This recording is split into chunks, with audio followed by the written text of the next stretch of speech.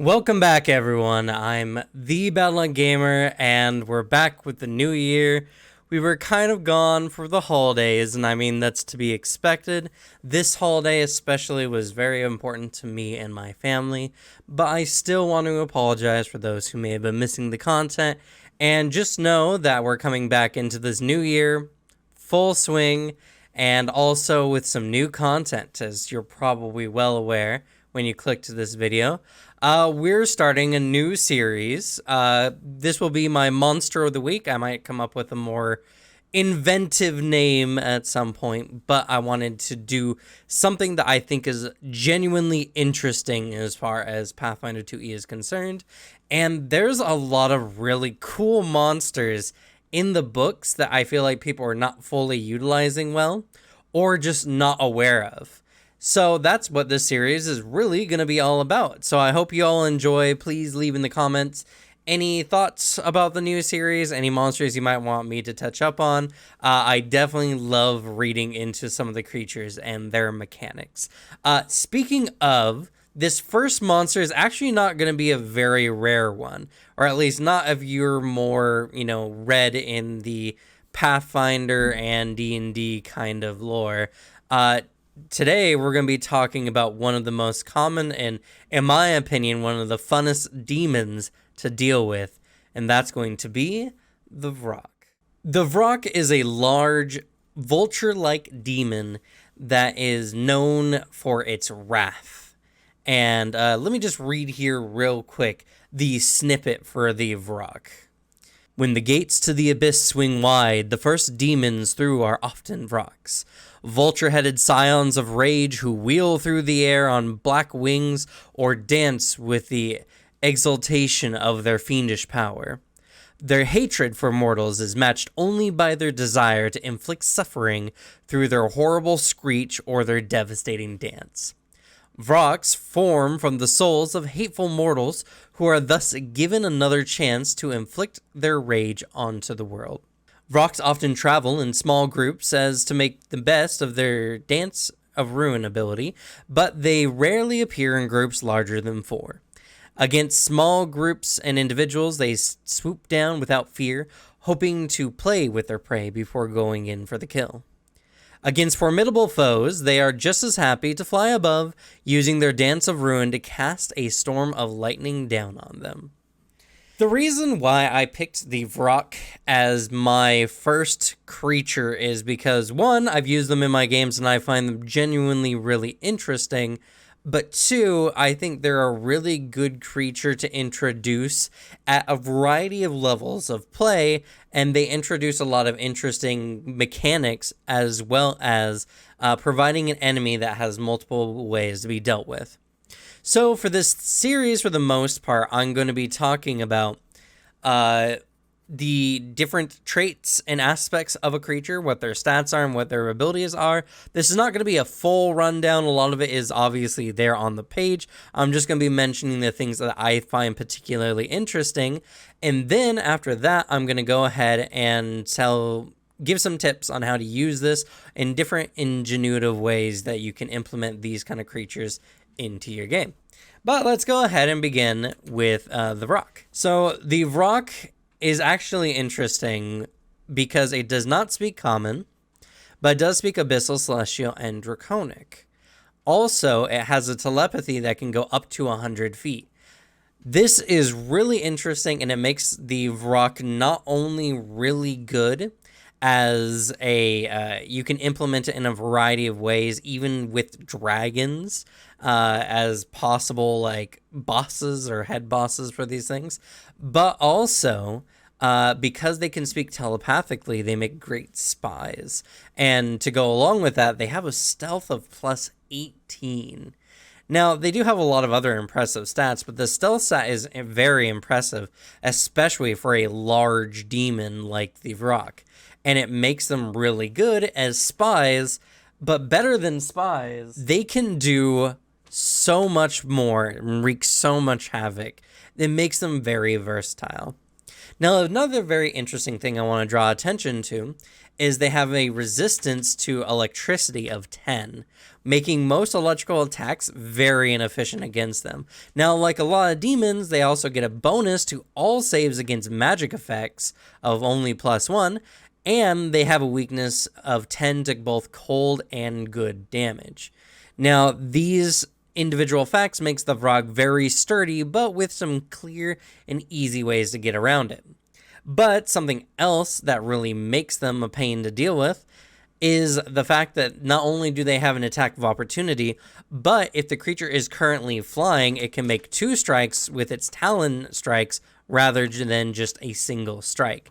Now, rules as written, I don't know if it's specifically they can only make this type when they're flying. I say it goes best either way. I think it's a interesting idea to make it only when they're flying so that the players have more of a reason to bring them down to the ground than always. But also, if you want to just add some extra threat to your players, having it just be a basic attack of opportunity is really good.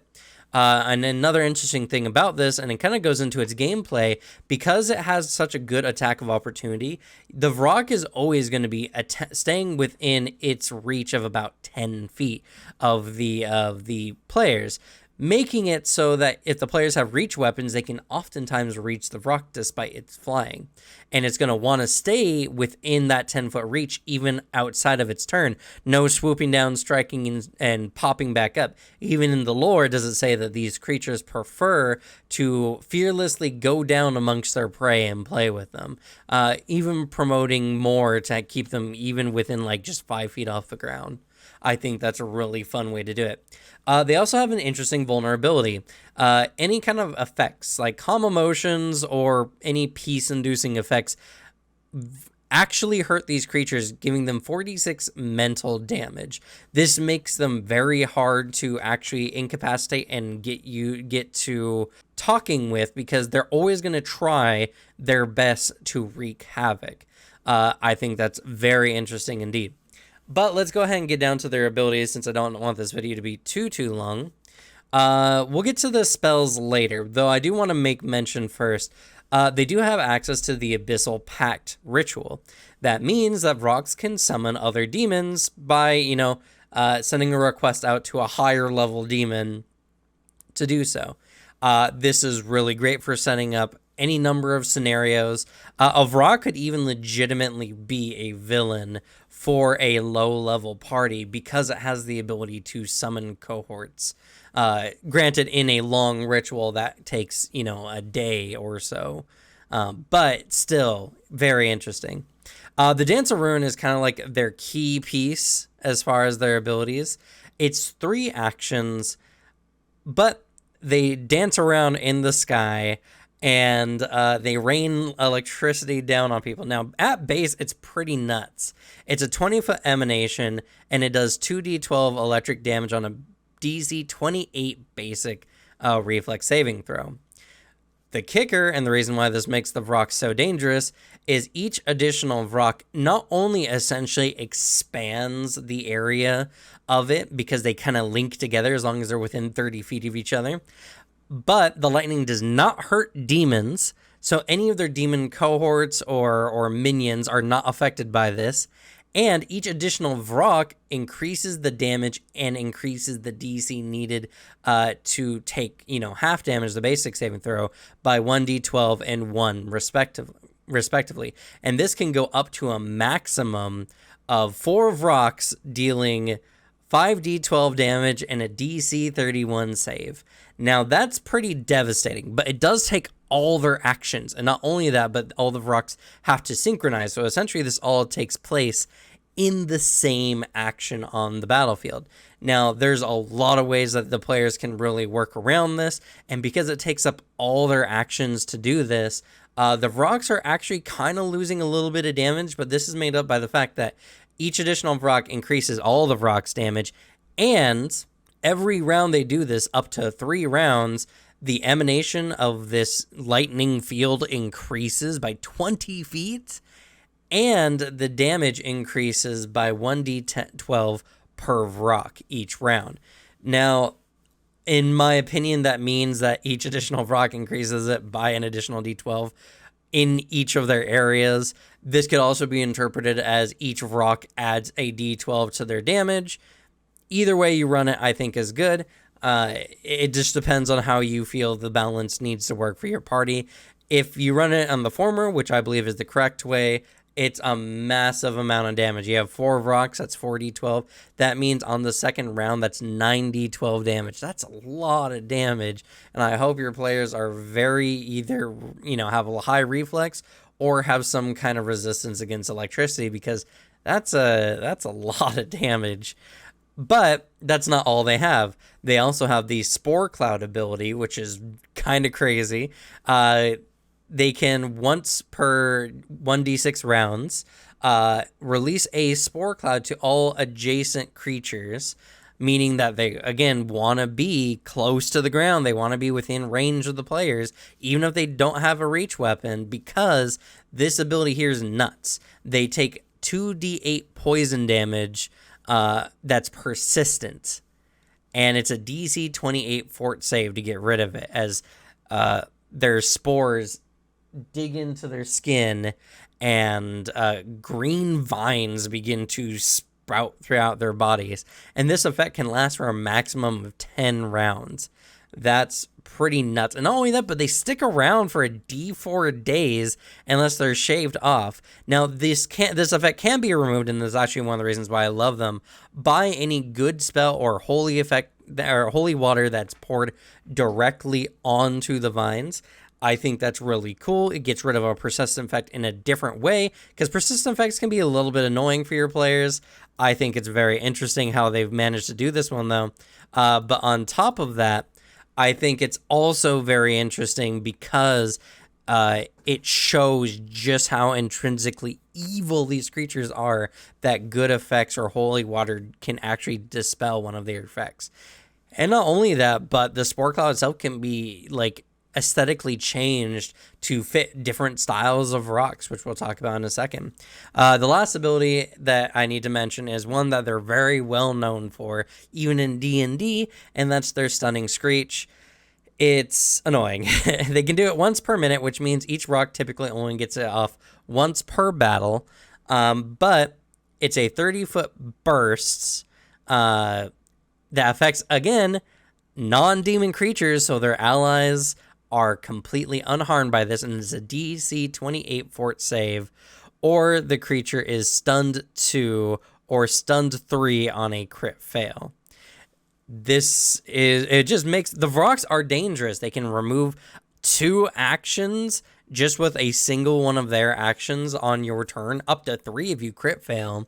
They have so many effects that affect the players, and I think that they're absolutely wonderful for encounter design, because they are very strong, because they are very, they have so much potential, their stats, everything.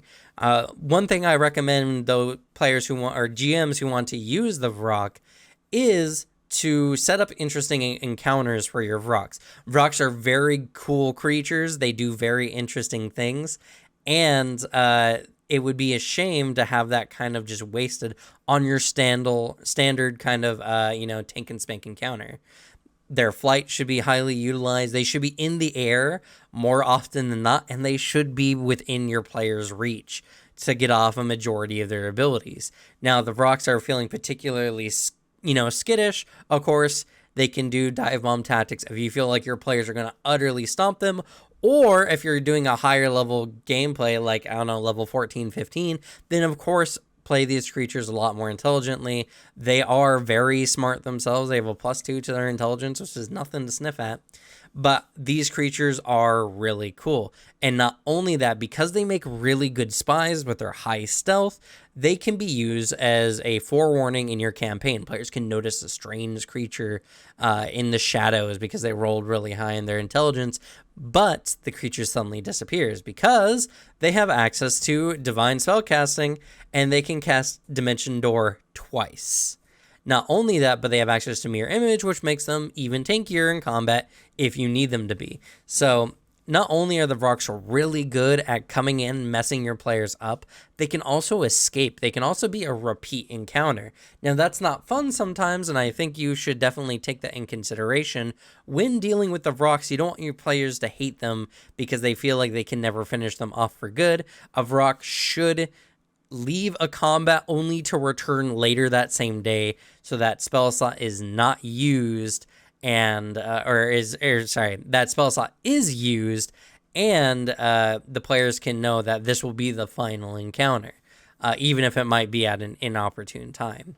There's a variety of ways you can make this. One of the ways that I use the Vrocks were they were disguised as statues. They had very gray skin. I used their stealth to make them seem like they're just unmoving. The players were in a region that normally praises to Lamashtu-esque kind of creatures, not necessarily Lamashtu.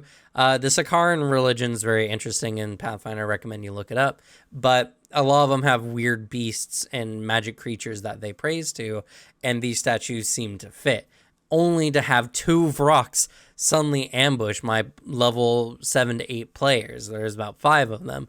2 Vrocks was very nasty, and honestly, the Vrocks probably could have taken them if there wasn't some other story implications to what was going on. But Vrocks are just, they're amazing, whether you're using one or whether you're using several. At many encounter levels, up to even level 15, Vrocks are a dangerous creature, and I highly recommend you use them. But with that, we're going to go ahead and end this video. I hope you all enjoyed it. I hope you all liked this idea, this concept for a video. I think it's really good, and there's a lot of really cool monsters, especially because one thing I really love about Pathfinder 2e is that a lot of the monsters have mechanics that the players can interact with, and mechanics that are similar or akin to MMO mechanics, which I actually really like, and it makes the players think in combat rather than just, tank and spanking their way through it. So a lot of these videos I'm going to be producing are going to be creatures that have interesting mechanics or that have very interesting narratives that you can provide to your parties. And if you're a player, well, I would say try not to watch these videos if you can. It will spoil some wonderful encounters for you in the future, but if you just can't help yourself, then at least get excited and know that when you see these creatures, you're hopefully in for a really good time. Or let your DMs know about these videos and send them right over to the Battle.net Gamer so they can find them out. And speaking of that, thank you all so much for watching. If you've enjoyed it, please subscribe to see more amazing videos like this, as well as in the description you can join our Discord where we talk about all things tabletop, as well as things like Warhammer 40k and a variety of other things as well. For some of the games that I run during my weekly live plays, I recruit from my Discords first.